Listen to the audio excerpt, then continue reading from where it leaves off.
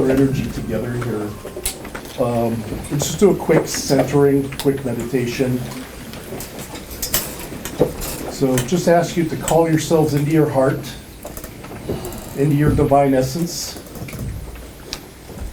Allow that divine essence to flow and fill and flood and enfold you, bringing that which is the highest good, the highest truth this day. Calling forth joy and prosperity, right timing, all the highest good in your life. Again, allowing it to flow and fill and flood your being.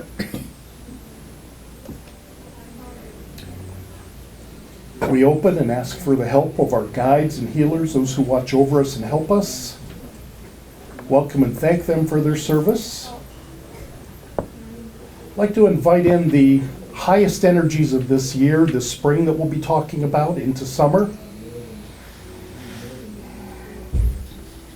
Chiron, the wounded healer, helping us to release that which we are done with and to begin to open to that which comes next. Opening to the planet Uranus, freedom, revolution.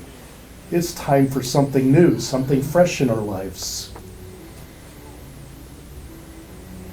Time to bring our highest vision into the earth plane. We invite in the guides and masters that we'll be working with this day.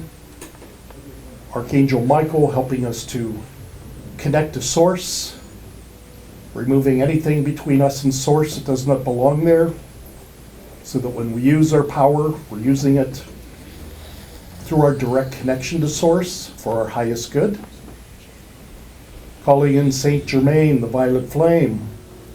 Burn, violet flame, burn, transmuting darkness into light.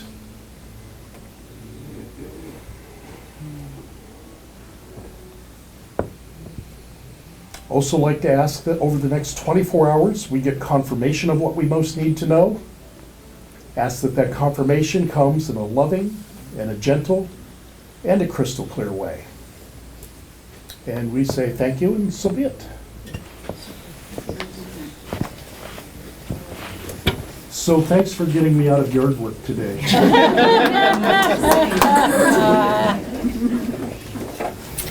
Ditto.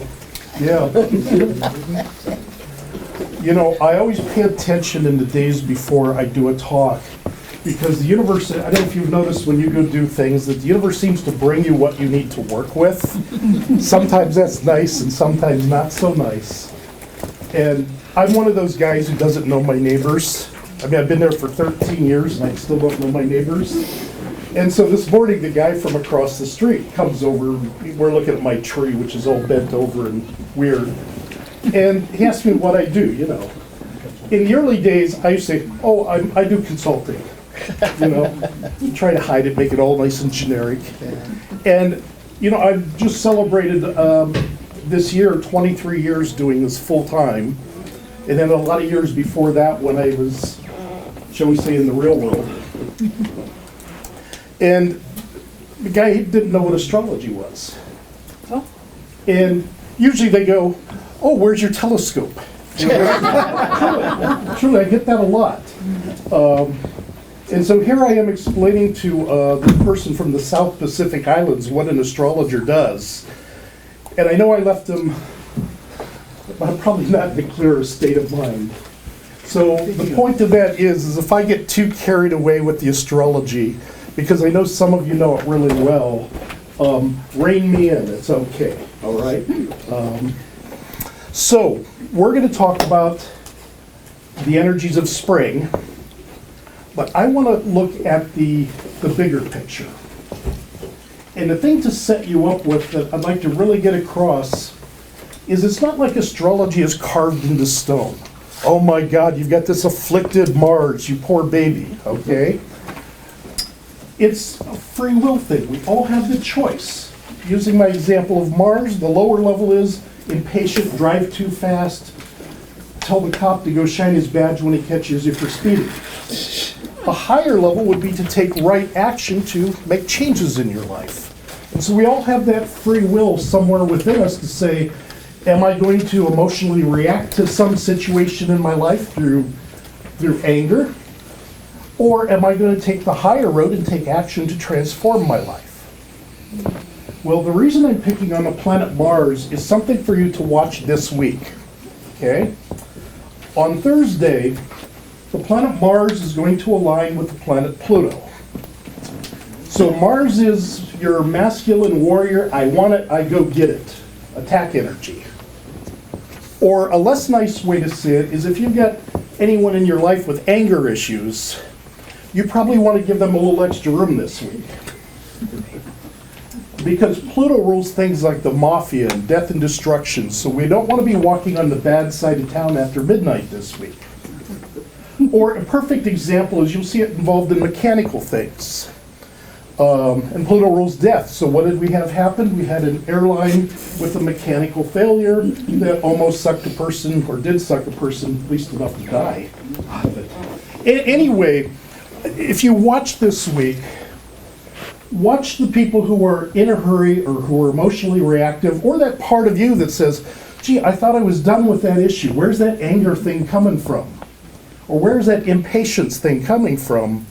Because that will show you how astrology works without all the language and all the symbols and all the things that make people crazy.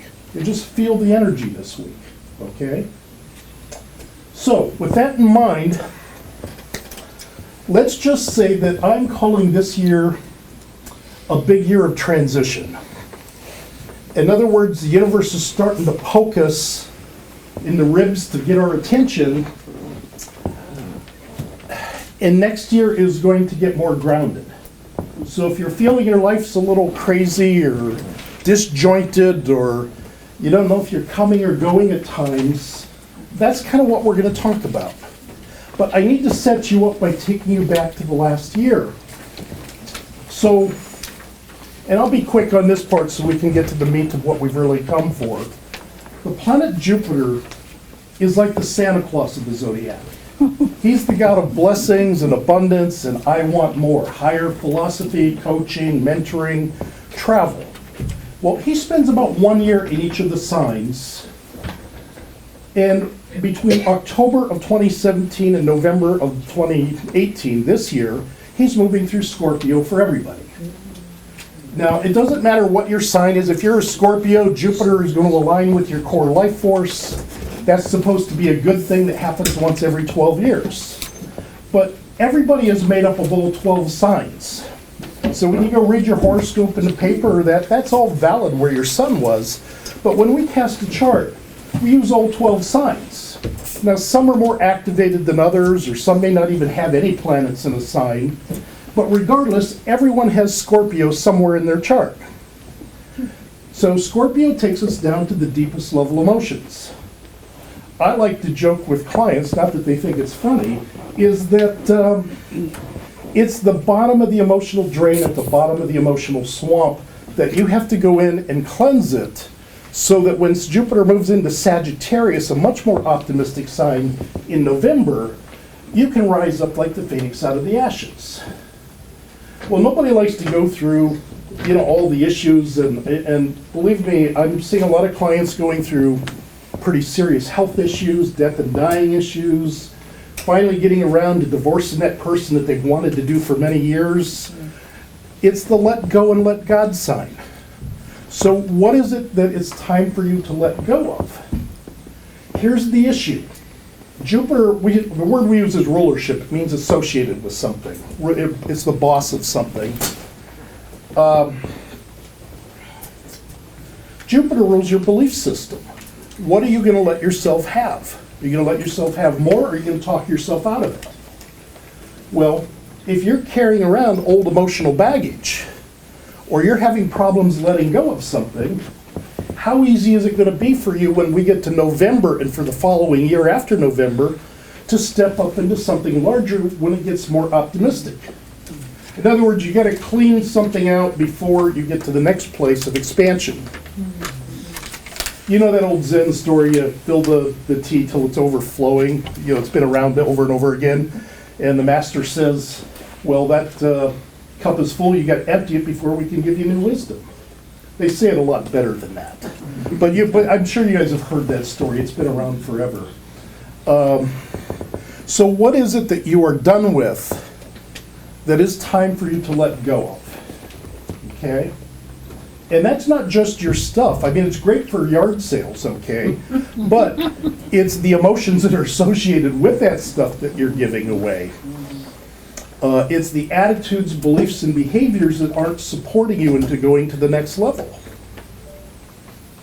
So, you have to clean things out before you get to go to the next level and expand.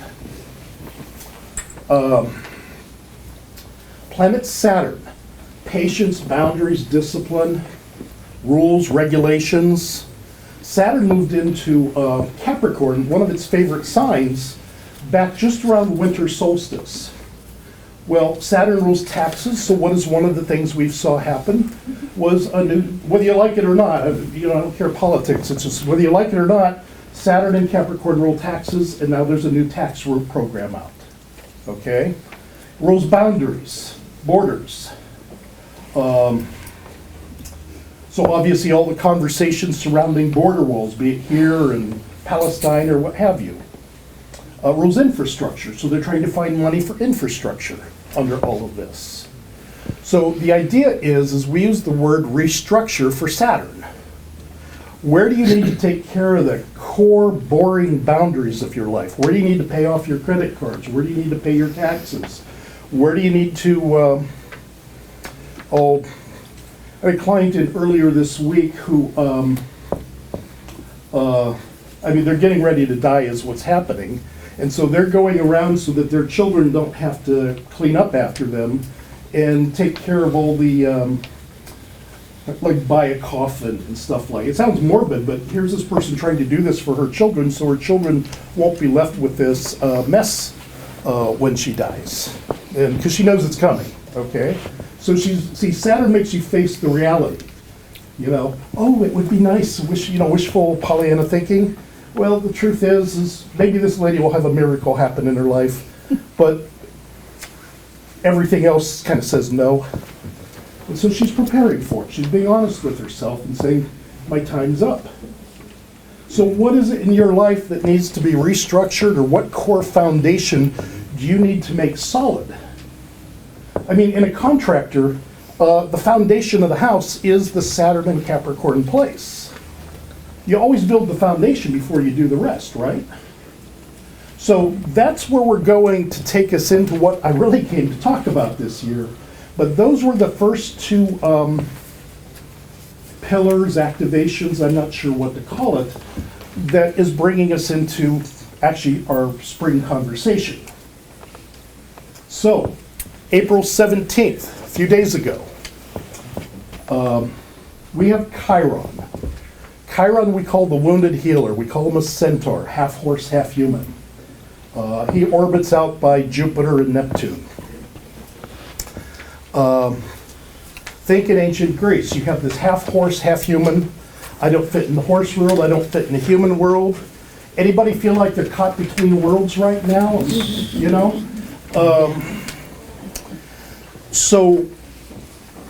Just real quick, I'll tell you the story of Chiron. He was an immortal god who got mortally wounded through no fault of his own. He either got hit by a poison arrow or a lightning bolt right in his animal hindquarters, okay? So it represents overcoming our lower, fearful, animal, instinctual behaviors in order to operate at a higher level. Well, if you're an immortal god who's mortally wounded, you don't go to a general practitioner doctor, because what are they going to do for an immortal god? So it actually has a lot to do with alternative healing, so it'll be interesting to see if alternative healing over the next 7 years, this thing that's just started a few days ago, gets more respect than, shall we say, it's had in a lot of communities, okay? And I know out here alternative healing's pretty normal, but my 87-year-old mother back in Ohio barely knows what it means, okay? It's a different world in other parts of the country. So, Chiron has a 50-year orbit. So many of you look like you've hit 50 already. So think back to somewhere between 49 and 51 years old. Where did you need to shift or adjust your life? Okay. Or where were you wounded as a child and you thought you had done all your healing work and it came back up again for you to look at again?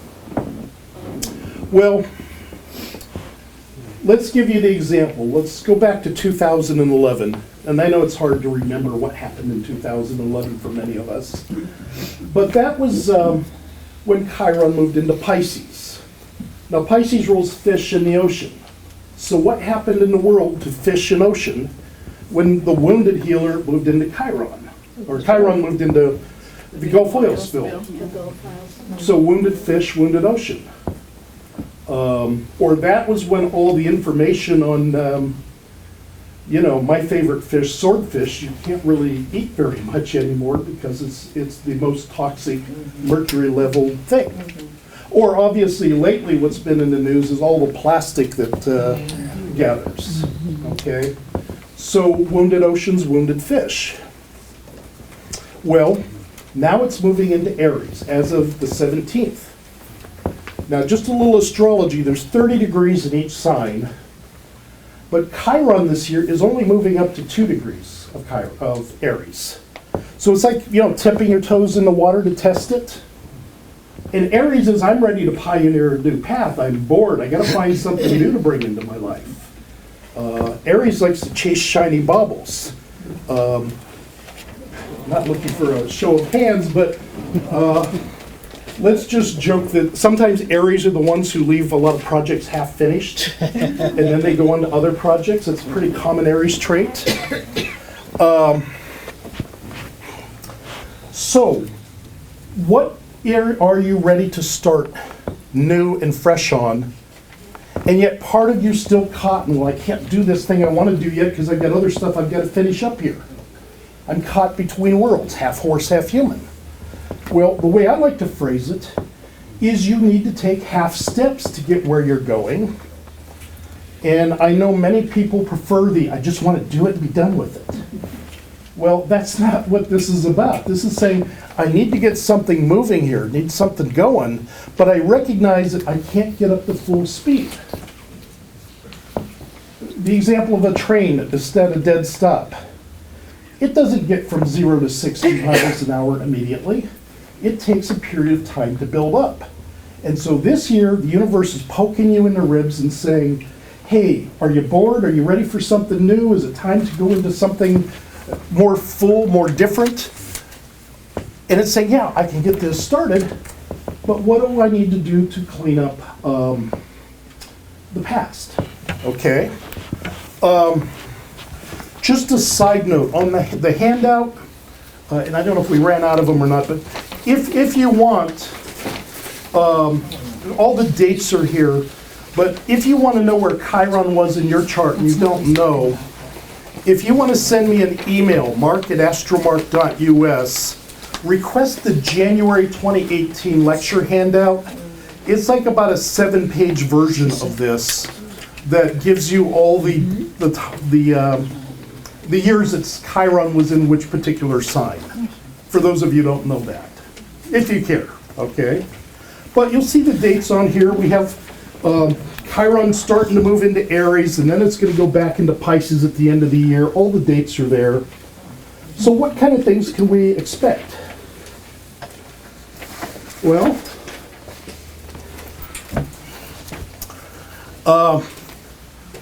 the easy example that we're seeing right now, not that it's easy, but easy to talk about from an intellectual astrological perspective, is Aries rules guns and knives and swords.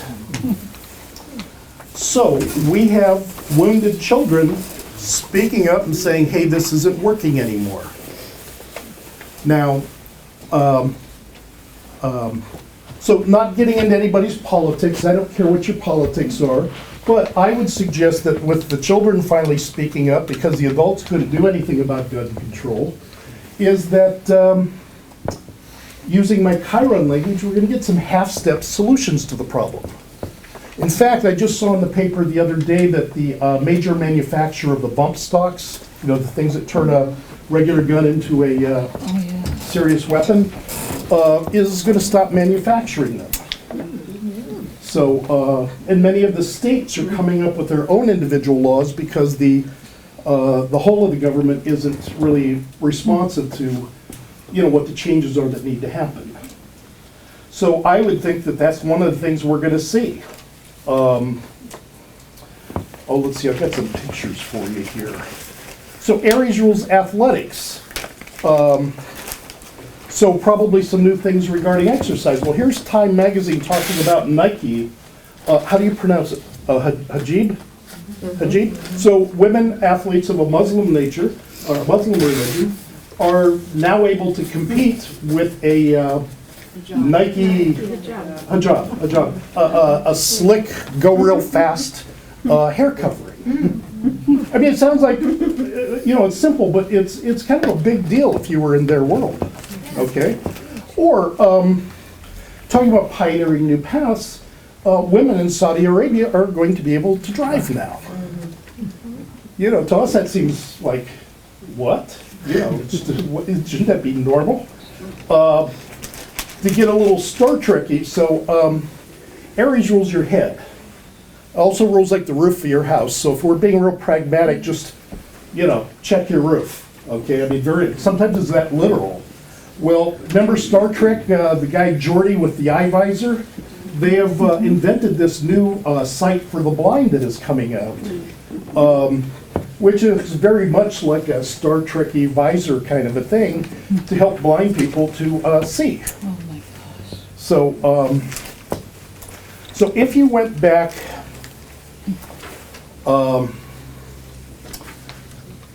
think 1968 to 1977 roughly. We're talking 50 years ago was the last time it was in Aries. So I like to think things, I like to think the world spirals around rather than going in circles. But that's the last time it was in, Chiron was in Aries. Well, that was the first case of a death. They didn't even have a name for it, what was called HIV. They didn't even have a name for it back 50 years ago. And that's when it started.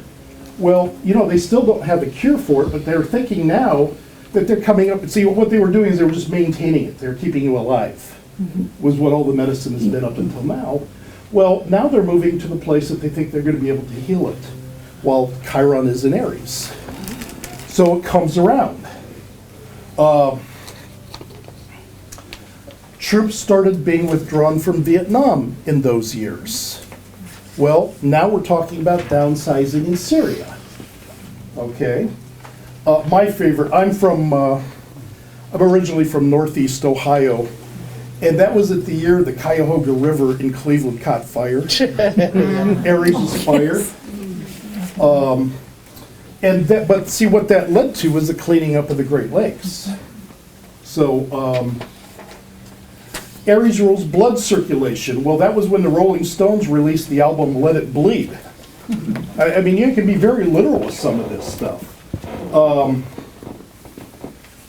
Of course, I went to Kent State, and that's when the shootings occurred. So, you know, wounded students.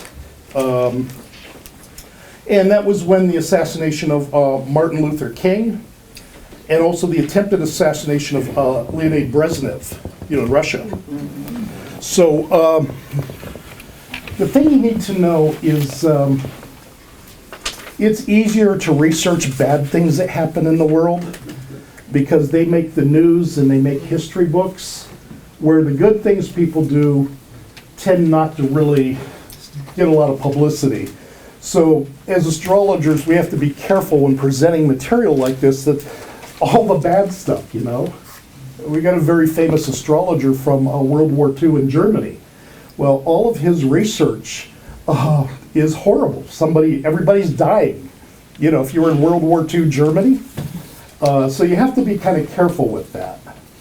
Back in 1919 to 1927, Aries rules like bright colors like red. Well, that was the first red scare. You know, the commies are out to get us. The Ruhr Red Army was formed in Germany, so that was kind of a, that sort of thing. Lisbon had the Bloody Night, which was, a bad thing for political leaders. The Tomb of the Unknown Soldier was dedicated then. So here we have Aries, war, and wounded. So, so those are some of the things we'll see in society coming around.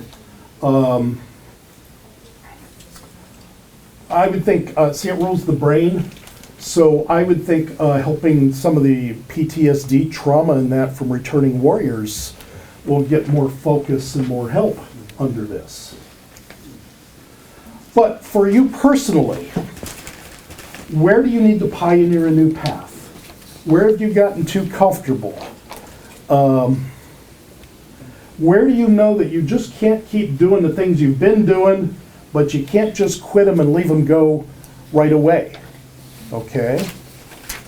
So this is the year to get started. What are the starts I could make? Now, for those of you who don't know me, people think astrology is kind of what you read in the horoscopes in the paper, which is kind of laughable from our perspective. There are so many branches of astrology. There's financial astrology and medical astrology and relationship astrology and business astrology. And I mean, the list is like, I'm going to a conference in May in Chicago where people are going to gather all over the world from all these different disciplines within our little field that people think is just astrology. It's gigantic. Well, one of the things that is my favorite is the spiritual growth, or what we call esoteric astrology. In other words, what am I doing on planet Earth? Okay? And so for that, we work with, for example, the Ascended Masters and Archangels. So with Aries, we have, there's always, so I'll be quick, but we have a thing called the 7 rays. So when you talk about your astrology chart, your sun is in Taurus, and that's what this means. Well, when we get to the rays, it's the idea of universal energy, which was brought forth most popularly through, if you guys know who Alice Bailey is, she channeled a being called Dodich and brought a lot of information in called the rays. And the way they would say it is the oneness they call the great central sun. And if you have oneness, white light, no separation, no duality, but you want to make a person or a planet or a chair to sit in, you need to give the illusion of stepping that oneness down into polarity. Yin-yang, positive, negative, masculine, feminine. So the ancients would say, we're going to shine this white light of creation, what the Bailey material would call the great central sun, through some sort of a cosmic prism, and then that comes in through what we call the Ursa Major or the Big Dipper constellation, and then filters in through your sun in Taurus, your moon in Scorpio, your chart. So that helps us tune into why are we on planet Earth, what did we come to do in this incarnation. So for all of us, because this Aries energy is coming in with Chiron, that's what we call first ray. We use really nice words: oneness, unity, wholeness, power. Well, sounds real nice, but there's quite a bit of what we'd call maybe Shiva, destroyer goddess. For example, in that short meditation we did at the beginning, I call it kind of a roto-rooter kind of energy. Anything that gets between you and source, whatever you call it, God, creation, universe, that doesn't belong. Our fears, our self-worth, our ego issues, where we get beat up in life. All that needs to be cleared out so that when we use our power, we're using it based upon our connection to source, not, our self-worth issues. So one of the things that this wounded healer Chiron is going to be working on is helping us be stronger in our connection to source. So that when we use our power, we are, shall we say, using it in a clear, crystal clear, high level. Earlier this week, I had a client with a college student, 21-year-old woman, back in Connecticut at a big university back there. And my God, the list, I think I'm a busy guy. Man, these college students are like, trying to fit in an appointment with her was like, oh my God, I'm trying to fit in an appointment with this overly busy 21-year-old woman. Well, the issue is, she's doing a lot of quantity. With this energy, we're saying it's not about doing more stuff, it's about increasing the quality of vibration in your life. That's what it's about. It's not one more thing on your pile. And I'm sure we all have too many things on our pile. So how could we adjust that to bring a higher level of quality into our life? And so as you're looking at this Chiron in Aries, only 2 degrees though this year, what are the things that are just adding to the clutter of your life, not to the quality? And start to make shifts. You may not be able to change it overnight, but we'll start to make some shifts, and when we get into spring of 2019, that's when we're going to have a whole lot more traction. Okay? Now, we also, with that Aries, and also for the planet Uranus that we're going to talk about next, is associated with a master by the name of Saint Germain and an archangel by the name of Zadkiel. All these pictures are on my website, by the way, astromark.us, if you want a better view of them, because I know some of you are way back there. Or an energy called the violet flame. So any of you that like the color purple, that's probably a key that you're tied into this energy on some way, shape, or form. And this is about transmuting lower frequencies into the higher. Well, the example I like to use, and I know some of you have heard this before, so sorry about that, but say you're doing healing work with somebody with the disease cancer. You know, a cancer cell vibrates maybe at a real low frequency compared to a healthy one, right? So you go in and you do your Reiki or your Matrix or your one of the 1,000,001 techniques that are out there to raise the frequency of vibration, what we would call transmutation in the esoteric world, to raise that frequency of vibration of that person to the highest that it's able to get to. And when that happens, you have to suspend judgment. That means whether they choose to have a miraculous healing and get on with their life, or whether they say, I've had enough of planet Earth, I'm out of here, whatever they choose is none of your business. Your job was to be a vehicle to bring them to the highest vibration they could get to so that they could then make a wise choice. Okay? So that energy is present both in this Aries that Chiron's moving into, and it's associated with the planet Uranus that we're about to talk about. So all of us need to look at where do we need to transmute aspects of ourself, our home, our family, our work environment, whatever it is that's in your life. But the key is you have to do it without expectations and without judgment. And I think we've all been around enough to know that expectations and judgment usually just get us in trouble, you know?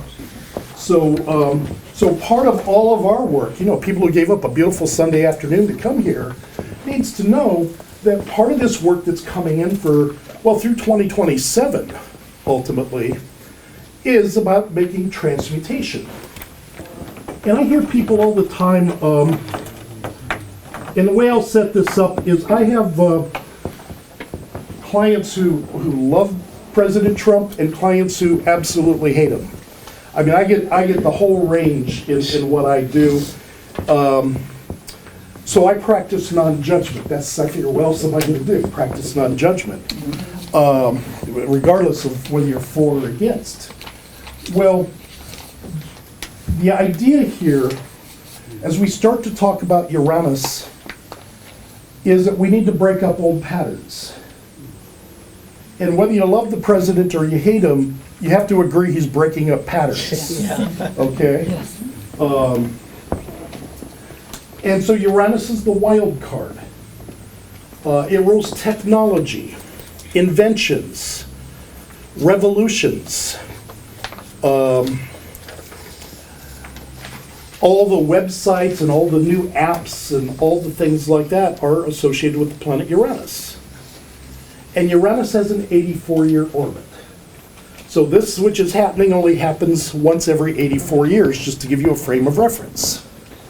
But let's go backwards. Uranus is just trying to leave Aries. In fact, on May 15th, it moves into Taurus. Well, when did it move into Aries? And I love this because I love things that prove astrology. I can point at them and poke them. The day of the Japan earthquake was the day that Uranus moved into Aries. Okay? So Uranus rules earthquakes, and so don't be running home, oh, Mark says Uranus is moving into Taurus, there's going to be earth movement. Well, yeah, there is, But we don't need to approach that from a fearful place. Earth moves, earth change. You build big cities on fault zones. I mean, that's not a surprise, is it? What I'm asking you to do is think back to particularly the spring or early part of the first half of 2011 in your life, because that's when Uranus moved into Aries. We also saw the, Aries rules like wars and things like that. Well, that was the beginning of the Arab Spring with Tunisia. And then the rest of them followed suit there. And there was a lot of anger and revolutions and death and, lots of things that appeared to be pretty bad. Well, Uranus wants change now. It doesn't want to wait for it. When we talked about Saturn at the beginning, I'm sacrificing in the short term for the long-term good, but Mark, you're boring me to death talking about slow stuff, okay? But that's what's going on the Saturn level. Well, Uranus is, throw the baby out with the bathwater, I'm ready for something new. So can you see kind of the challenge here? One part saying, well, we need to build the foundation and pay off our bills or whatever your stories are, so we have a solid foundation that we can grow from over the long term. And now on the other side of my mouth, I'm going, come on, guys, let's get moving. Go, go, go. So if you're feeling conflicted or beat up or whatever you're feeling, it wouldn't be a surprise, okay? Saturn, we use the words, I sacrifice in the short term for the long-term good. I make a long-term plan. And Uranus says, I want it now. Take this job and shove it. I'm out of here. Well, now this is my way of putting it together. I wouldn't tell anybody to go quit their day job under this. I would say, well, I would start putting some money aside and I would start working on my resume secretly so that as this energy gets more traction next year, you're ready for that shift. And it doesn't mean you couldn't go take your job and quit right now, but you'd probably be in transition until next year. When you say May 15th, are you talking about next year or this year? This year, May 15th, Uranus moves into Taurus. To Taurus. Okay. And the dates are all in the handout there. Right. My question along with that is, since we're right at those last degrees of Aries, would you talk about that? I mean, different people have different opinions about the critical degree, 29 and so on. So here's me being fussy, okay? Uranus is about 27 or 28 degrees of Aries now, out of a potential 30. On May 15th, it moves into Taurus, 1 degree Taurus. And then over the summer, it goes up to 2 degrees Taurus. And then at the end of summer, I think it's November on your handout there, November 6th, it goes retrograde or appears to go backwards into these same late degrees of Aries that she's talking about. And then in the spring of next year, it goes back into Taurus and will stay until about 2027. So the idea is that when things are in the end of a sign, you have to complete something. What are you done with? What are you ready to release? I mean, that would be my interpretation on it, is something's done and it's time to face facts and move forward. And on some levels, that can be your stuff, your relationships. On other levels, it can be attitudes, beliefs, and behaviors. See, Aries is like I'm sorry, Aries, but my joke is they like to chase shiny baubles. Oh, this really interests me. And then they go over here and that really interests them. And then they're over here and that interests them. And in the meantime, they get this string of half-finished projects, okay? Especially watch little kids who have strong Aries in them. They're classic for that kind of, their toys are spread out all over the house. Maybe that's true of all of them. Well, because they're young and the young part is Aries. Anyway, the key is it's shifting out of this Aries, oh, I'm passionate about this, I'm passionate about that. This is its time to produce, okay? I was talking to a lady in Rome last week who leads meditation seminars at various retreat centers. And she's been doing this for a few years, but she hasn't found a way to make it profitable. Renting centers and the food and all the stuff that goes on there is very expensive. And for the teacher, they usually end up on the short stick, okay? Just because of how expensive everything is to run a program. Well, she's at this place now that says, I've been doing this for a while, I need to make it produce, or I can't keep doing it anymore. Well, that's Taurus. Taurus rules property and possessions, it rules your values. Some Tauruses go in a real estate direction, go make money, tangible goods. I got a friend up in Seattle who's got very strong Taurus in her chart. She sells furniture, things that have a durable, lifespan. Some Tauruses go more in what we'll call the sensual pleasure direction. Chocolate and flowers and massages, art and beauty. So Tauruses have a couple of different levels of it. What basically we're looking for is to be secure. Okay? So Uranus rules technology. Taurus rules pretty much down to earth stuff. Taurus rules money. Well, and Uranus rules revolutions. Well, we all see what's happening to money right now. Now you just swipe your credit card over a phone and it's paid for. So the way we do money is changing, okay? I would think that this is getting a little ahead of ourselves, but the New York Stock Exchange, a chart for when they were founded, has a lot of the sign Taurus in it. However, you know how I said there's 30 degrees in the sign? The stock exchange, New York Stock Exchange, has a lot of planets in later degrees, like above 15 to 20 degrees of Taurus. So that means they're still about 3 years out, but you watch in about 3 years, even the New York Stock Exchange is going to go through major shifts in who they are and how they do business, okay? Taurus rules cows. Europe is ahead of us, but right now they are moving to, guess what? Robotics to milk cows. I mean, it sounds very simple to say, that some of these things coming in, but literally, Taurus rules cows, and now they're doing robotics. Now, I'm not saying whether that's a good thing or not, I don't know, but it's saying that they need to be more productive. And the same thing is going to happen to our workforce. So you watch over the next 7 years as robotics, we all know they're coming, right? Well, what are we going to do with all the people who are out of work because of it? How do we make that shift? Self-driving cars, I guess that would be the Aries, Uranus and Aries, more of it. Probably Uranus for sure. Yeah, and to Alice's point there, I'm trying to break it down and make it simple and neat for you. The truth is, we could talk about what Neptune's doing in Pisces and all the other stuff that's going on, but I know you guys don't want to listen to me all night long. Oh, sure Okay. we do. So,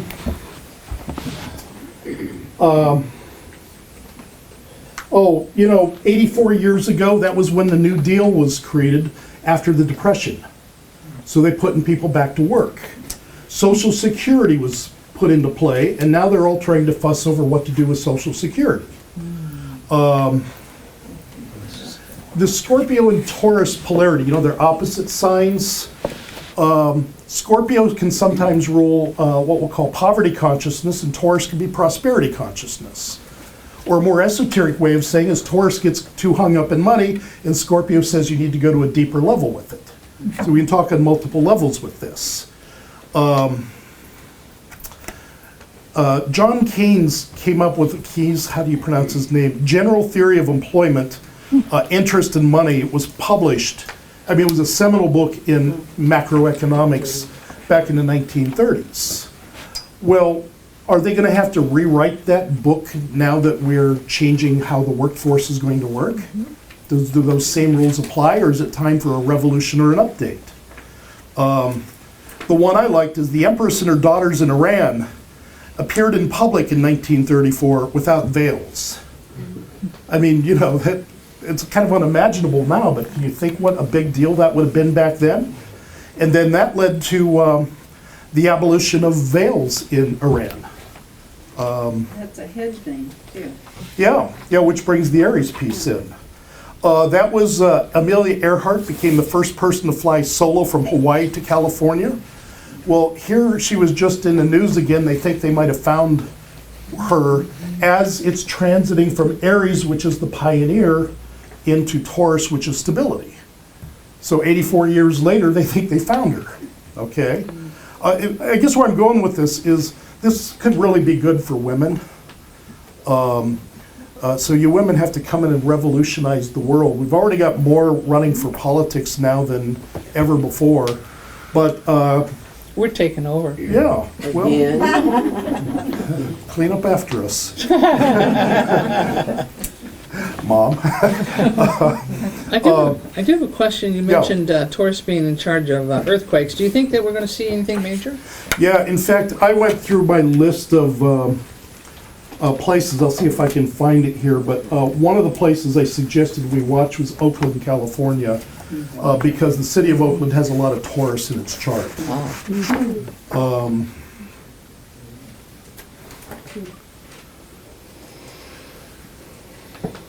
The New York Stock Exchange has Venus. Venus is a planet of money at 6 degrees Taurus, so that's something we'll see in 2019 and 2020.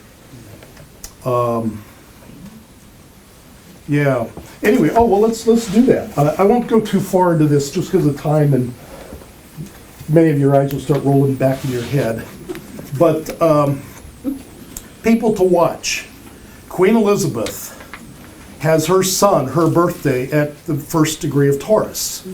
So the planet Uranus is going to sit on her core life force. And, you know, that's expect the unexpected.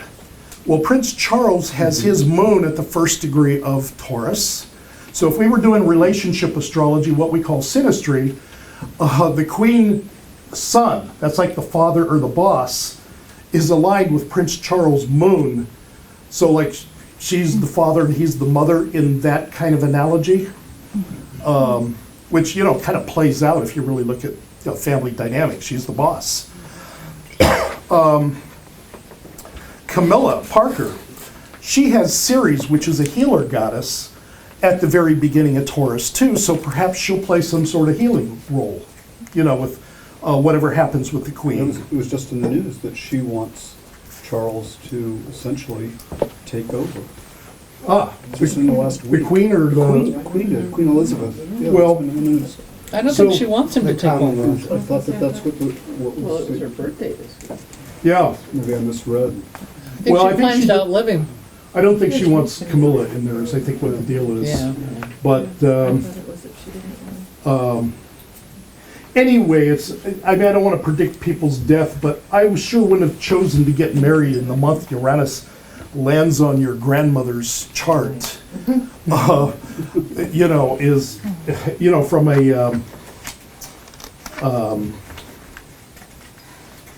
you know, Harry's perspective. Yeah, you can.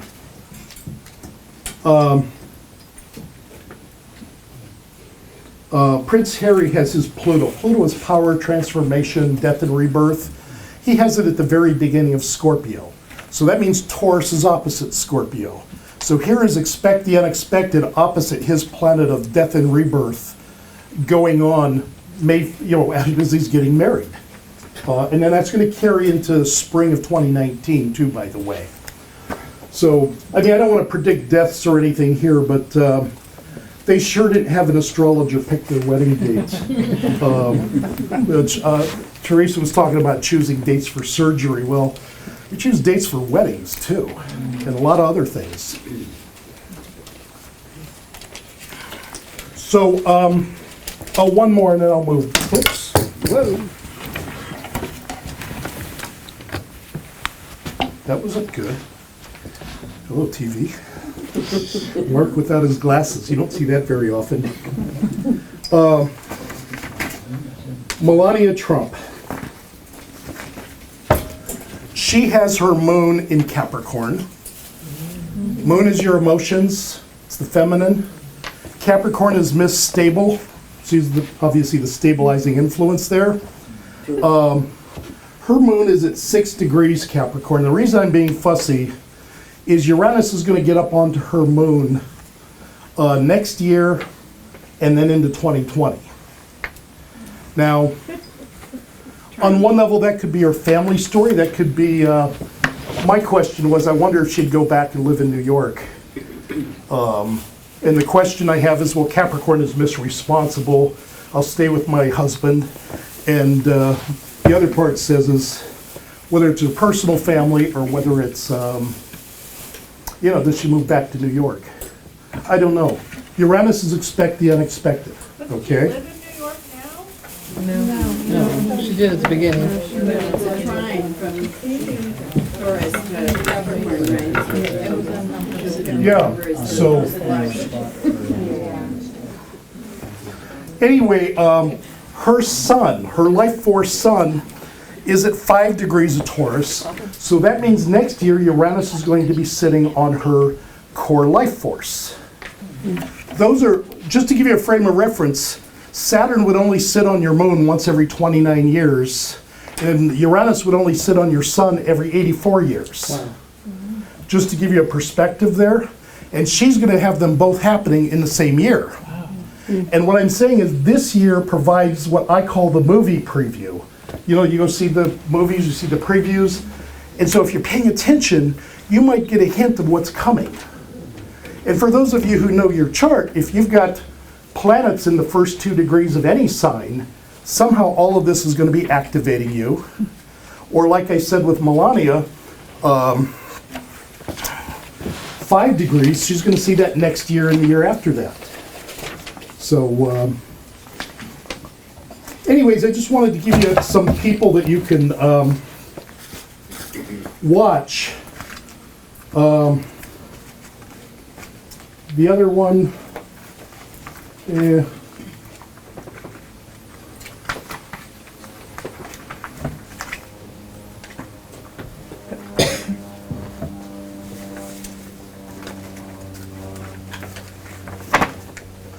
so one more, North Korea.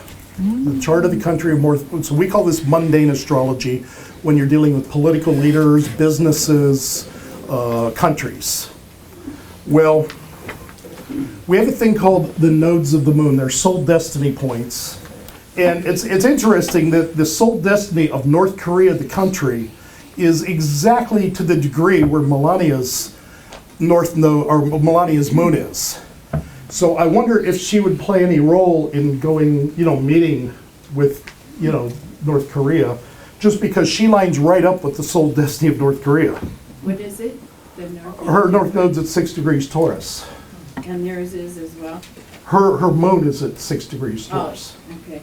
So, anyways, it's just interesting to watch. Or remember the big eclipse we had last August?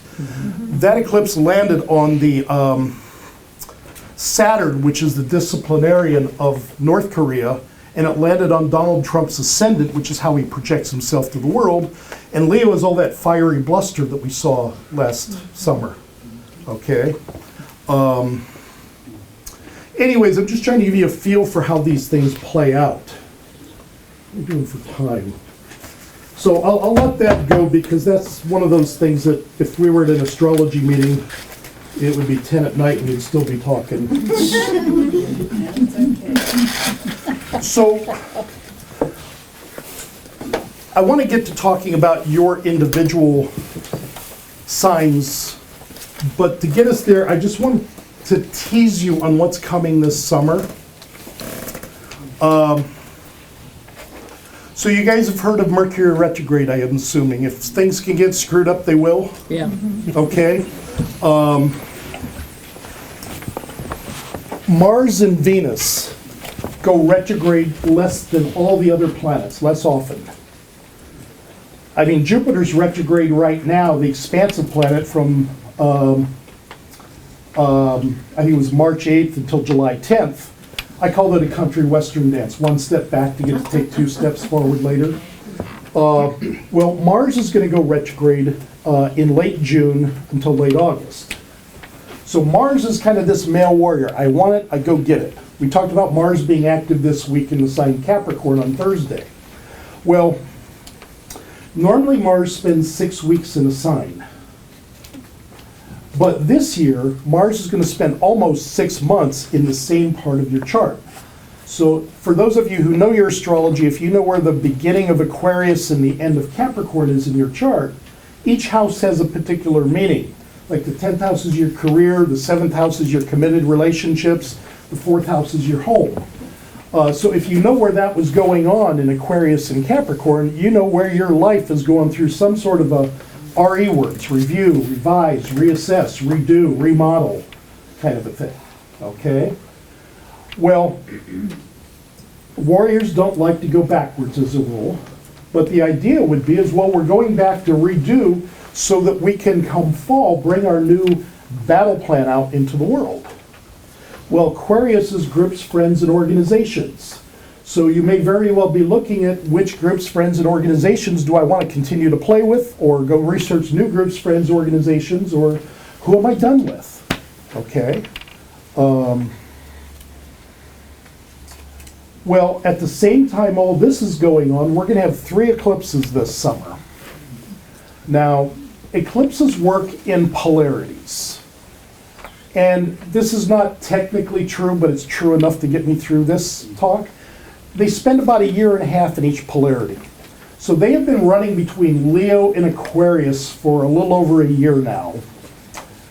And then what happens is they go away for 9 years and come back again 9 years later, okay?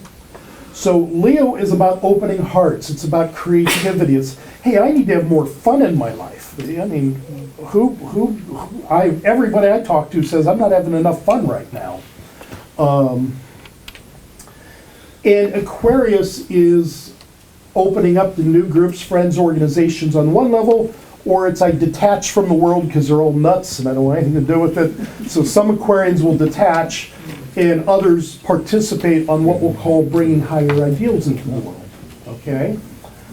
So number one, we have these eclipses. The dates are in there, but it's the lunar eclipse, the emotional one, is July 25th, 27th, somewhere in there. It's in your handout, 27th. And a lunar eclipse pulls you apart because it's a full moon.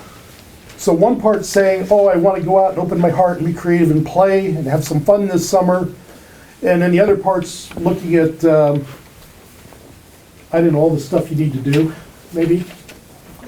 And how are you going to balance that or rebalance where your heart's engaged and where it's not. And then on August 11th, we're going to have a solar eclipse in Leo, which is, go play in August. When you go home, get your calendar out, schedule some playtime in August. Because the Leo and Aquarius eclipses are going to start to go away. Well, what is coming in, I call this like the shot over the bow, the opening shot. On July 12th, we're going to have a solar eclipse, and it's the first one. This one's going to be in Cancer, but it's the Capricorn and Cancer polarity. And then next year, we're going to see a lot more Cancer and Capricorn coming in. So if you've got planets in Cancer and Capricorn, know your time's coming. And if you have planets in Leo and Aquarius, and everybody who was born from basically 1937-ish to about 1955-ish have the planet Pluto in Leo in their chart. So everybody in that age group is getting buttons pushed over this 1.5 year period that we're in, okay? But the point is this eclipse is coming in Cancer, and it's the first of a series that are going to come next year. So that's the opening shot over the bow, I'm calling is, oh, here, get ready, this is coming. When I lived up in Alaska, we had what was called termination dust. And that meant around Labor Day, it looked like there would cloud up in the mountains over Anchorage, and it looked like someone poured powdered sugar over it. So we call it termination dust. But if you actually hiked up there, it would be feet of snow, okay? Well, that was a sign in Alaska that if you want to get out and do any more camping or playing while the weather's still nice, you better get on it, because that was the sign of what was coming, which, winter in Alaska. So this summer, July 12th, is hey, this is getting ready to shift in your life. Cancer, home, family, where you live, the disease cancer, food and nutrition. You'll see with this Uranus and Taurus, all kinds of innovative things surrounding our food, which may or may not be good. See, I'm not going to judge whether they're good changes or not, because as a rule you see both. One, you may see they just want to increase productivity, which isn't always good for our nutrition. And other people do good things. So we'll want to watch that as we get closer to July. And as a frame of reference, I use about 3 months before and after an eclipse. So if you have planets in the sign Cancer in your chart, or Capricorn, which is the opposite side, we know that is going to start pushing your emotional buttons. Cancer also rules the past. So if people from the past or old memories from the past come up, that wouldn't be a surprise.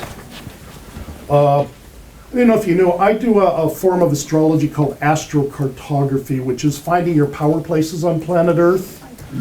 And I go in every year and I do a big January talk over at New Renaissance where I go through all of this in more detail. But I look at the hot zones at eclipses, because guaranteed you see earthquakes and fires. And last year for that big eclipse, Leo was a fire sign. I mean, there was fire all over the place. And you know how bad a fire season it was last year. Well, for the July 12th eclipse, the place that keeps getting hit and hit and hit all year this year is that area in and around Papua New Guinea and, that Indonesia, Malaysia region. And, I get earthquake reports from NOAA, and it just seems like every week there's something going on there. And I mean, we don't get news from Fiji, but the government says, there's earthquakes in Fiji, and who pays attention to Fiji? It doesn't make the news. And yet they're having some pretty giant earthquakes. I mean, the kind of earthquakes that if we had them here in the city, would be devastating. Well, so July 12th, the west coast and northwest Mexico is going to be hit, and then also Brazil, and then also the Mideast, Saudi Arabia, Iran, Iraq kind of places. So quite often if you watch, these will be the places that you will see in the news.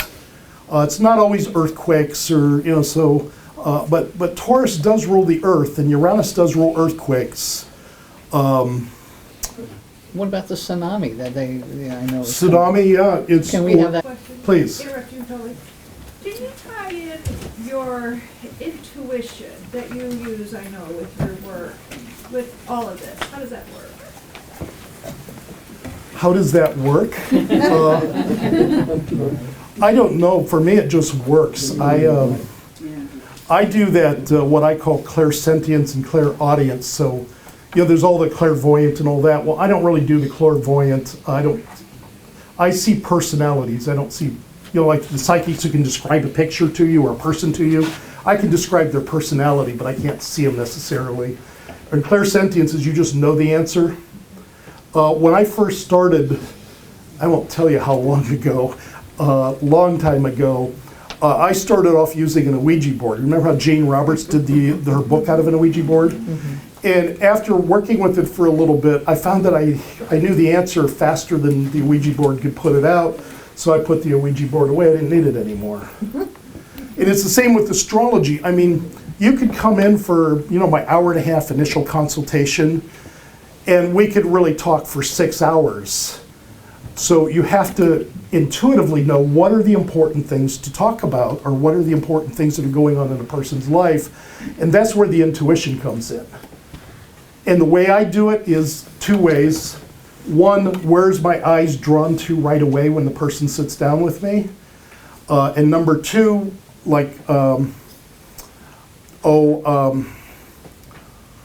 I had a lady just last week who, she got lost coming out to my house. I live out by Powell Butte out there, and it's all pretty much a grid out there. It's not real hard to get around when everything's in squares, but she did.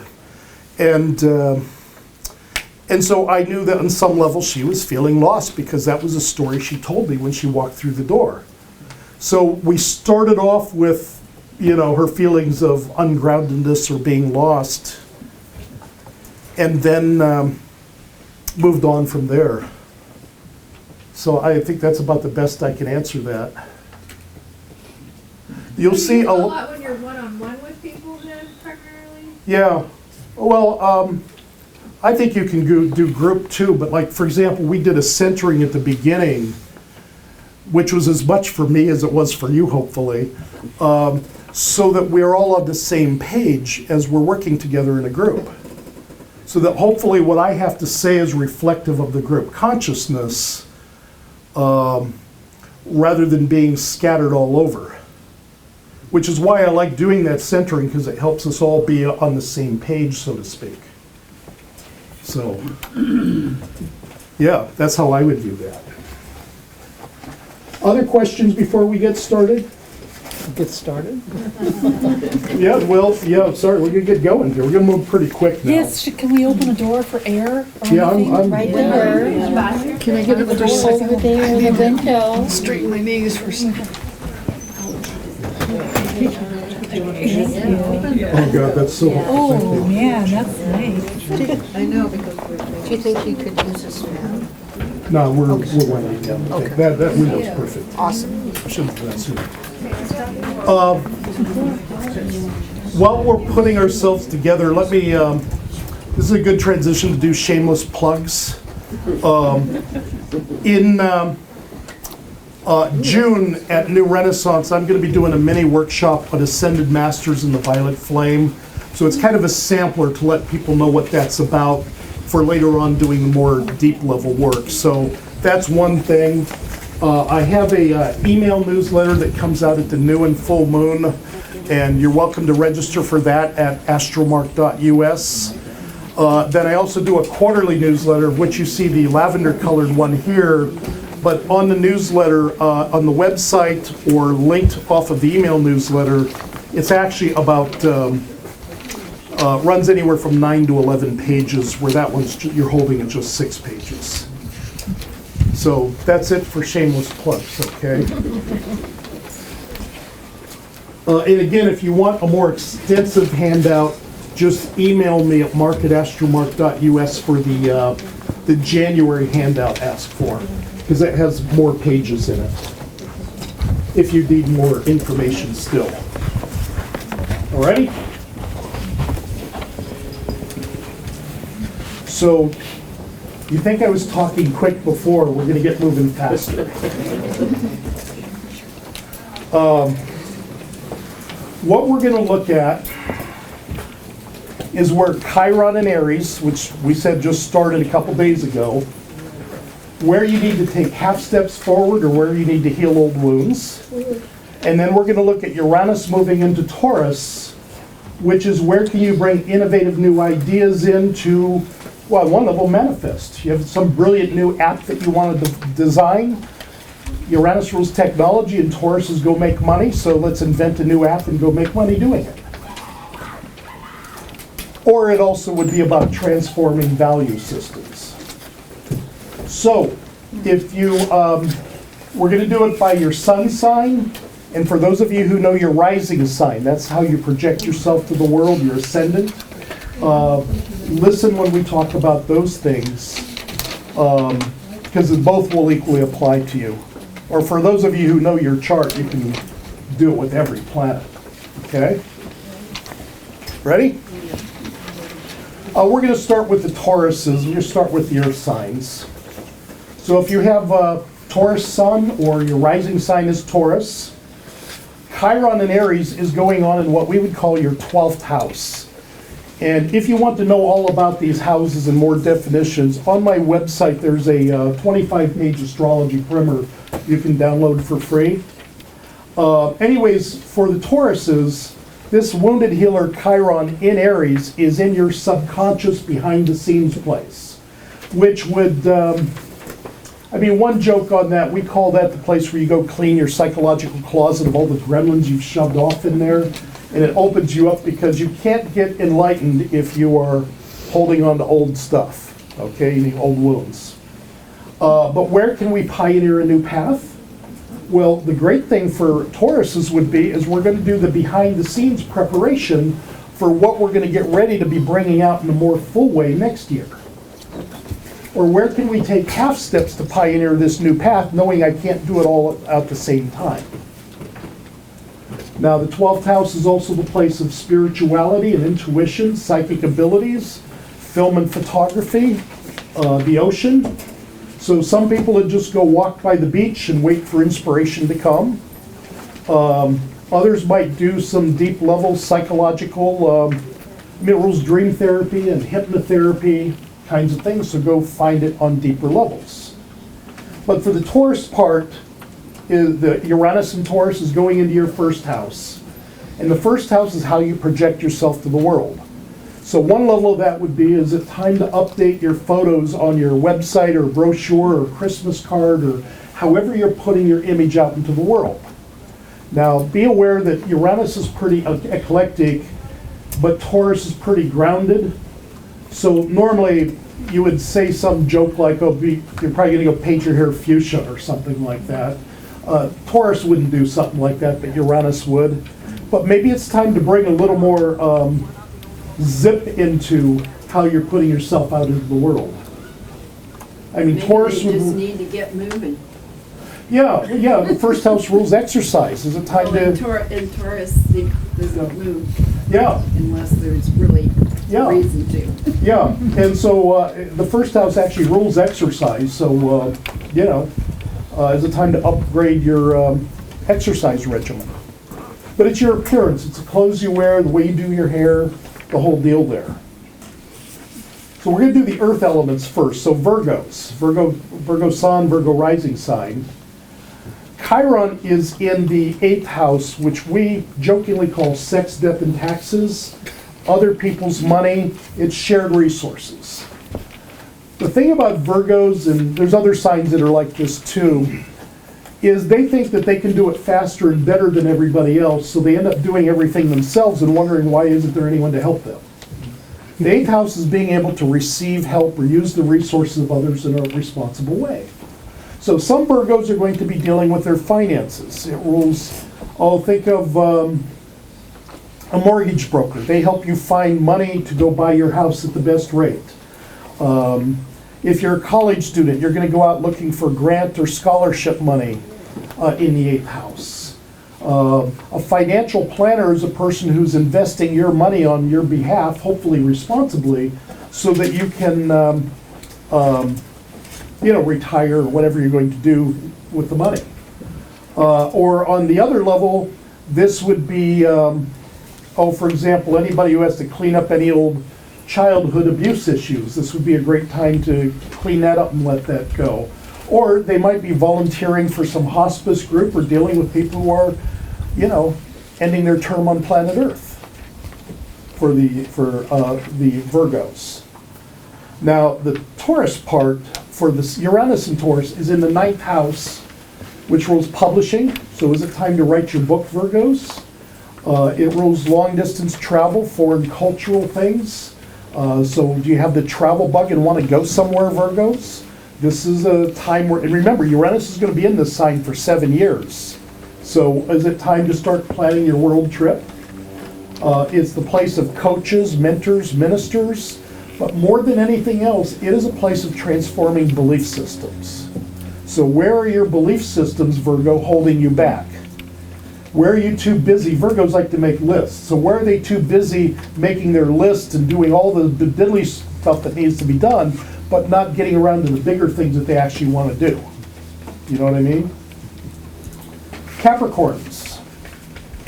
The Chiron in Aries is going on in the place of home and family, what we call the fourth house. Some people would remodel their house, I mean, on a very literal level. Others might be dealing with wounded parents or wounded children. You know, it's the kind of place that when your parents get older, you maybe need to help them a little bit more. Or obviously, I have somebody with this who, where their experience is their 30-something-year-old child moved back in with them when they lost their job, which didn't make the mother all that happy. She thought she was done, and so what she did was she put boundaries. You can stay for a while, but you can't stay forever. And that would be a Chiron. Remember I called it half steps? But, or that could be the people, you know, who want to move, but they're kind of caught between a rock and a hard place. Pardon my French, damned if you do, damned if you don't kind of story. So if you are thinking of moving and you're a Capricorn, decide whether a half-step move would suit you or whether you want to wait a little bit longer for the energy to shift. But the Uranus in Taurus is moving into their fifth house. Fifth house is fun, romance, creativity, so we know Capricorn, which is a pretty serious sign, needs to play more. Or I call it getting something productive out of your fun. So I'm going to a big astrology conference in Chicago in May. I'm tying in a visit to Mom in Ohio as a part of that.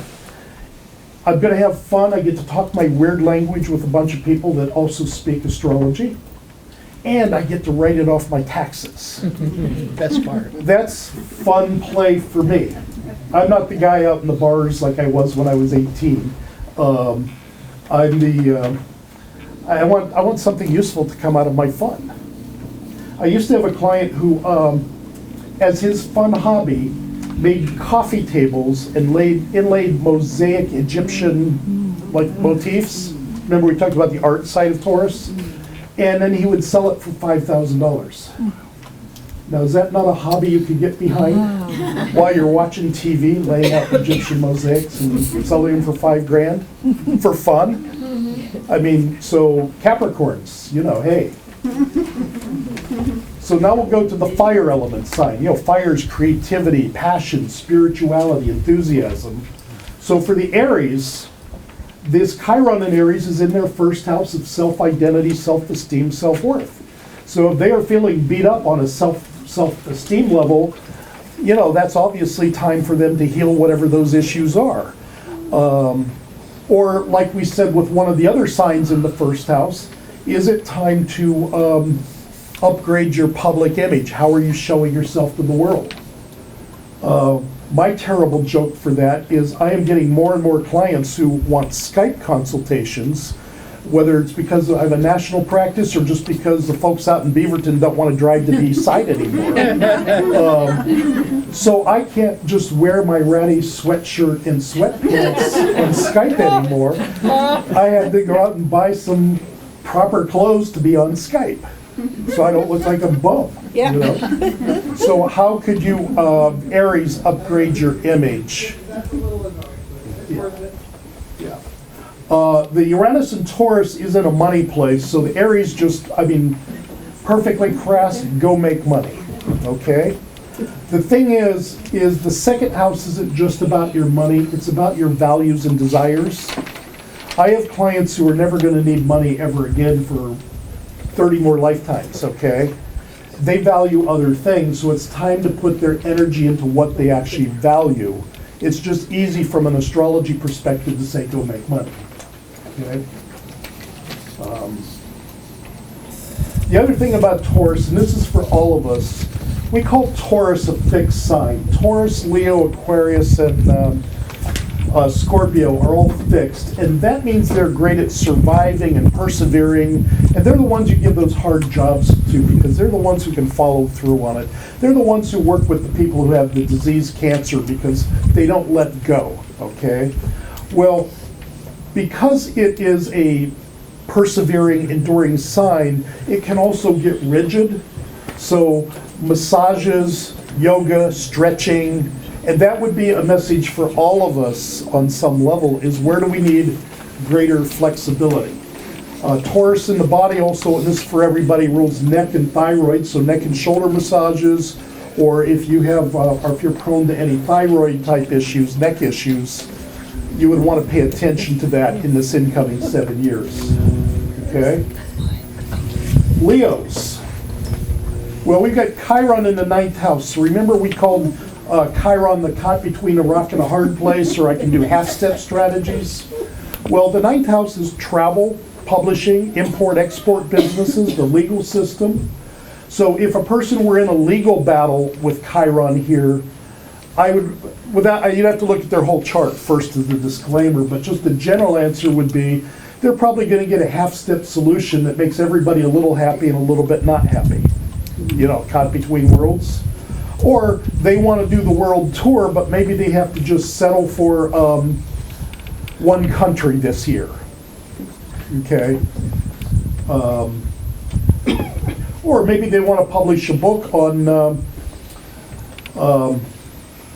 well, healers healing woundedness. See, the 9th house rules your belief system. So something about transforming belief systems. And then for the Leos, the Taurus, Uranus and Taurus is in their career house. 10th house, public, step up and be seen. So they need to step up their game and, you know, their marketing or however they're presenting themselves to the world. Because when planets are in the places where you're being seen, you're going to be seen whether you want it or not, okay? So you know, like the little kids will hide under the table and cover their eyes and they think nobody can see them? Well, no, this is a highly visible place, so the Leos would benefit by bringing themselves out to show themselves more, and, you know, or upgrading their public image or their marketing materials, things of that nature for the Leos. And see, Leo is about leadership, so it's about stepping into levels of leadership. So the beauty of Leos is, man, once you're in their heart, you can screw up big time and you'll get away with it. The trick is getting into their heart in the beginning. Sagittarians. Well, the wounded healer Chiron's in the 5th house, children, romance, creativity. You know, like in terms of romance, let's call it, Sagittarius is not really a sign that's known for commitments. They're more quest for the Holy Grail kind of energy. Or at least their partner needs to be willing to travel with them. And so here's this wounded healer. So number one, if they're doing any woundedness surrounding previous relationships, this would be a sign for the Sagittarius to say, well, I need to heal this old stuff so I don't drag it into new relationships. That would be one level of this. Or they might work with children, wounded kids. Or they might want to quit their day job and become an artist, but this would say, well, maybe I'll still do art part-time while I keep my day job. Trying to go for that half-step language. And then for the Sagittarius is for the Uranus and Taurus is in their work, health, healing house. So they may need to get more efficient and more organized. Sagittarius is not really the sign that's known for organization. It's a big picture sign. So they may need to get into those nitty-gritty details. And in a business, that could be anything from how are you processing credit cards? Because remember we talked about Uranus is going to revolutionize money. You know, who knows, they might even get rid of the dollar bill, which, you know, a dollar bill costs too much, but nobody wants to go to the coin. Yet dollar coins work in pretty much every other country I've been to. Bitcoin. Yeah, well, maybe Bitcoin, or it'll crash. So you could go either way with Uranus, and it could crash and burn too. Or, you know, it costs more than a penny to make a penny. You know, what are they going to do about that? So, because see, this is the part of the chart that says, I need to get more efficient, I need to get more productive. It's a place of healing. Is that the 6th house? 6th house, yeah. Health, healing, work, humble service. And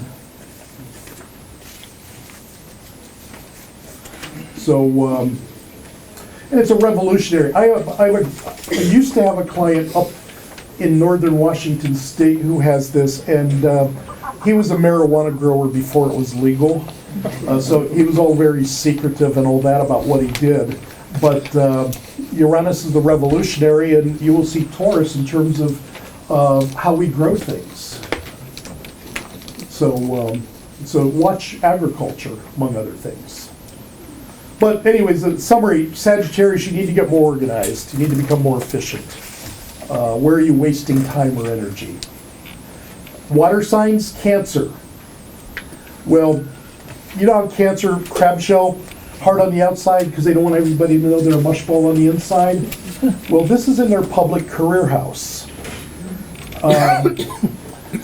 So they need to step up and be seen, but as a rule, Cancers aren't always comfortable doing that. I'll do this story because I don't think she cares. It's somebody who lives here in town, but she used to have an astrology jewelry business, and she has 4 planets, I think, in Cancer. And when we'd go work the fairs, like the Body, Mind, Spirit Fair, or those kind of fairs, she would bring her kids and food and their coloring book, and she'd set her booth up so that she was on the inside and everybody else was outside, so she was naturally protective. It was like she brought her house to these fairs so that she felt comfortable being out in public. And the kids could play with the crayons and eat food. And so it's like she set being up in public as a Cancer as a way that she felt safe and yet could still show herself and her art. Anyways, you get the idea where I'm trying to go with that is Cancers need to step up and show themselves, but they need to set it up in a way that helps them feel comfortable so that they're not doing fear of being on display. And then the Uranus and Taurus is in their place of groups, friends, organizations. So they need to get out and meet some new people or try some new groups. Or, you know, Cancer is the pack rat of the Zodiac. They have trouble letting go of everything. And so sometimes they will hang on and, for example, Cancer rolls food. So they'll go out to lunch with a friend for years, even though they don't have anything in common anymore. But they keep doing it because they've always done it. Well, this would be the time coming in that says, do I really need to, am I resonating with these people that I'm sharing with, or am I doing it because it's become a comfortable habit? And is it time to get out and explore new groups, new friends, new organizations, and not be shy about doing it for the Cancers? Scorpio. Scorpio has Chiron in the healing house, the 6th house, organizations, all that stuff we talked about, efficiency with the other sign, fits in here. However, the challenge of this is Aries is hurry up, I need to get moving real quick. And the 6th house is a place of dot your I's and cross your T's and do things in a proper way. And Aries says, I'm too busy to stop to do that. I want to cut corners. So for the Scorpios, they're going to have to actually kind of slow it down a little bit and make sure they take care of all the details. Of course, it would be a great time for Scorpios to either learn or do healing practices would be a great thing, and particularly with Scorpio, emotional healing. Remember when I was talking about Jupiter and Scorpio, clean the bottom of the emotional drain at the bottom of the emotional swamp? Well, for Scorpios, this is kind of a year to get on top of that sort of thing. But they also, if they're healers, they may want to find new techniques or new methods this year. And for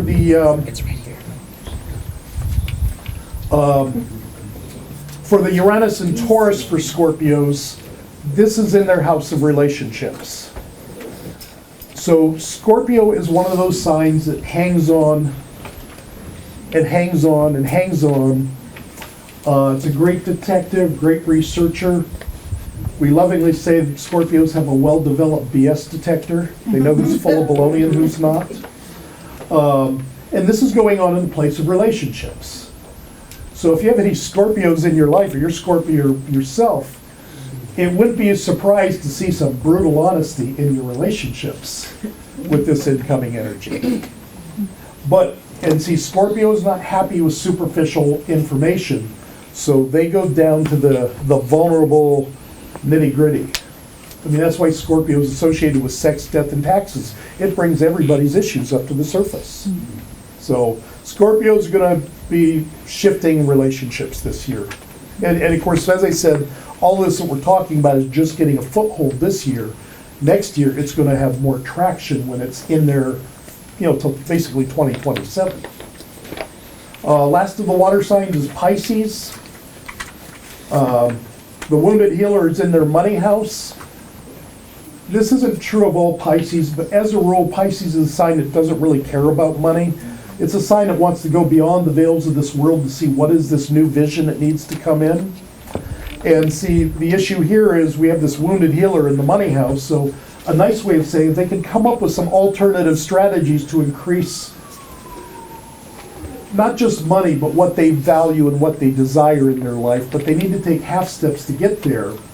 And see, Pisces is more like, I would rather blend into this blackboard here than to show myself. It's a sign of hermits, basically. And yet, this is in the, I must assert myself to go manifest my needs and desires in a more aggressive way. So Pisces are being called out. And then while we're at it, the Uranus and Taurus for Pisces is in the third house. Communication, short, quick trips, dealing with brothers and sisters or your neighbors, siblings. Transportation, is it time for a new car? Uranus rules cutting edge technology, so is it time for your Tesla? Computer. Yeah, well, that's it, robotics. And nobody get mad at me, but I have a ton of clients who are getting older who are technology phobic. And for Pisces, this is, you better get your technology act together. I joke with myself, I stay about 5 or 6 steps behind what the kids, the young people are doing at my age, but at least I'm not in the Stone Age anymore. And I've learned I'm never going to keep up with the next generation. I'm several generation phones back. I don't care, but I still need to be able to email you your audio file of the reading we did over the phone. So I'm just asking the Pisces to improve their technology skills wherever you're at with this. It's not just technology, it's communication skills. How to improve your communications. So last element is the air element. And air is ideas, social communications, learning new things. And, Gemini, we sometimes joke that Gemini is the professional student. They're always going to learn something new. They're the restless butterfly in the field of flowers that's trying to test out a lot of new things. Well, the Chiron and Aries for Geminis is in their place of groups, friends, and organizations. So this should be easy for them to get out and be trying out new groups, friends, organizations. The issue, and I don't mean to make this sound rude, but they would need to be careful of attracting a bunch of wounded people to fix in their life. And I'm not saying we shouldn't help the people, our friends in our life, but there's a difference between helping the people in our life and dragging a bunch of wounded people in, because that's usually a sign you're not dealing with your own wounds, okay? So for the Geminis, but see, this would be great if you're volunteering from some organization that's doing good in the world. We're helping wounded people in the world, for example. So Geminis, groups, friends, organizations, creating win-win environments would be great for the Geminis. And the Uranus and Taurus is going on in their psychological closet, their 12th house. 12th house, some people like film and photography, learning how to do YouTube videos, a YouTube channel. Or spiritual practices, or maybe the Geminis really just need to go off to some retreat center where they can not talk for a little bit. The Geminis will talk outside. Maybe they just need to go be quiet for a little bit in a little retreat. Gemini does things in short, quick ways, so we'll just call that a weekend retreat for them, because I don't think they could make it for a month. A week. Yeah, a week. Libras. So the wounded healer is going on in their relationship house. So they either need to heal old relationship wounds, and remember, the 7th house isn't just about your marriage. It's if you rent an apartment, or you have an apartment that you rent out to people and you have a lease, that's a marriage in astrology. If you're a school teacher and you signed a contract to teach for that school year, that's a marriage, okay? It's your commitments. So the Libras are going to be looking at their commitments to say which commitments are working for me and which ones are not. And then they're gonna need to maybe take half steps. If they're not in a relationship, maybe they're gonna want, I don't know, a half relationship. My joke on that one is, let's buy houses next door to each other, not live in the same house. Or I'm sure there's other rude jokes we can make up with that one. And then the Uranus is in the 8th house. Well, the 8th house rules inheritances, other people's money, people who manage their parents' money when their parents aren't able to do that anymore. They may need to be moving their money around in their 401k under this to get more bang for the buck, shall we say. Or, you know, like with it ruling inheritances, that's because it's the house that also rules death. So they may be dealing with people who are doing end-of-life issues for the Libras. So, or like refinancing their house before the interest rates go up, because it rules other people's money. And then last but not least, the Aquarians. Well, the wounded healer is in their 3rd house, which earlier, like the other sign we talked about, 3rd house is communications, transportation, brothers and sisters, how you think, teaching or taking short, quick classes. So if the Aquarians have been wanting to teach a new class, this could be them setting it up to do that. Aquarius actually rules technology, so maybe they're going to learn how to do Zoom, you know, for webinars or something like that. Anyways, they're being called to stretch for the Aquarians. And whether that's with technology or teaching or learning or short, quick trips or siblings, brothers and sisters, or their neighbors, that would be one way for that to play out. And then the Uranus in Taurus is going on in their 4th house, which is a classic buy or sell property, move, remodel. It's kind of a revolution in an emotional home and family place, okay, for the Aquarians. So overall, for this year, because I know it's been a lot of information, but this year, where can you take half steps to get to this place that you want to go? But what does that also mean that you need to start releasing so that as you take these half steps, you're not just trying to pile more onto your plate that's already too busy, but that we're saying, well, I'm going to add this little piece in. I can't have it all right now, but I want to add this piece in. But maybe that means I need to let this piece go and say no to this. And if you're like me, I've learned to say no to things I don't want to do pretty easily. They say that happens as you get older. But what has been hard for me is saying no to perfectly good things that I just can't put one more thing on my calendar. You know. And so look at that in your life. And then with Uranus moving into Taurus, and remember, both of these that we're talking about only moving 2 degrees out of a possible 30 this year. What are some of these innovative new ideas or concepts I need to open up to and start to bring into my life and have a personal revolution? And really, it's a revolution of your value system. That's what a yard sale is, isn't it? You've recognized, I don't value this anymore, so I'm going to sell it and use the money to buy this, or whatever your stories are. And so really, we're talking about a revolution of everybody's value system on planet Earth. And as you look around in politics in the news, you see everybody's value system banging on each other right now. It has been for several years. Well, the problem of the last several years, it's been in Aries, which rules anger. Now it's moving into Taurus, which, bad side of Taurus, they can be stubborn son of guns.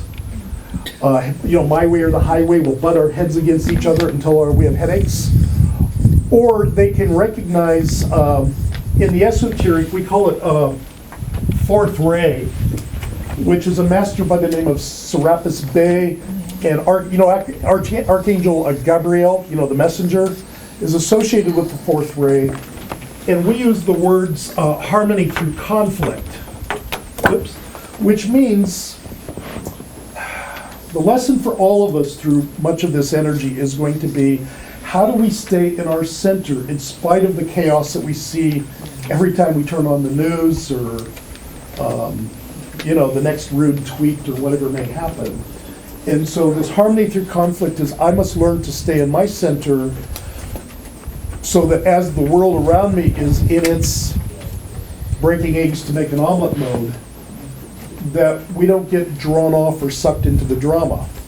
What I call learning the difference between empathy and sympathy. Sympathy, I'll jump into the quicksand with my friend and we'll all go down together. Empathy, I'm going to offer you a handout, but I'm not coming into your drama. So all of us are going to be working with that, and that's the Taurus part. Also Scorpio for the Jupiter in Scorpio. And then Uranus revolutionizes your value systems. And as you do this, and as you live more in your center, you either get knocked off less frequently, or when you do get knocked off, you find your way back to center more quickly, is the key to this, for all of us. And as people around you, your friends, your coworkers start to see that, they go, oh gee, she's figured out how to do this, how to stay in her center in spite of this crazy nutso world. I want that too.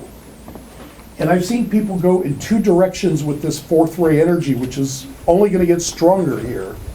If you think the world's settling down, no. Because we're revolutionizing our value system. That doesn't happen overnight. Some people go in a counselor direction. And I don't care whether you're a literal counselor or whether you just go into the office on Monday and listen to everybody's weekend soap opera. Or the others I've seen go in a more artistic direction. An example would be, I like the New Age music of Stephen Halpern. He has a CD called Chakra Suite. You just go and put the CD on at the end of the day, it rebalances your chakra, you don't even know it's going on, you know? And that's an artistic way. Or you see some weird Tibetan mandala with all those weird symbols that they have on the wall. You may not know what they are, but they have a frequency of vibration. Or up here at OHSU, they are experimenting with painting hospital rooms different colors to see if it has an effect on healing. Which is, you know, another kind of art way for healing. So I can see that I'm just about to be kicked out. So I will thank you all for coming, and many blessings to all of you.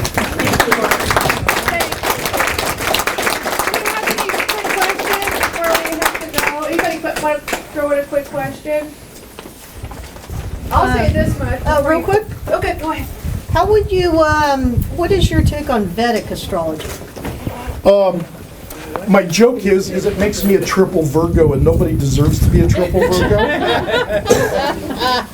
The answer you'll hear out there quite often is they do a lot more prediction with Vedic astrology, and whereas in Western astrology it's more psychological and humanistic.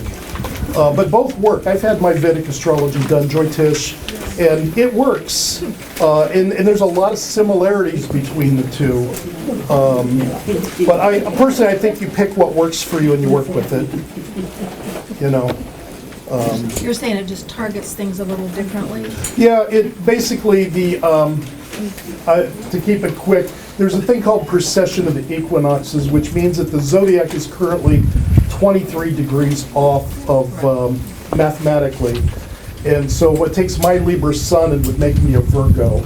And so, and then having my sun, moon, and rising sign all in Virgo is just too much for anybody to have.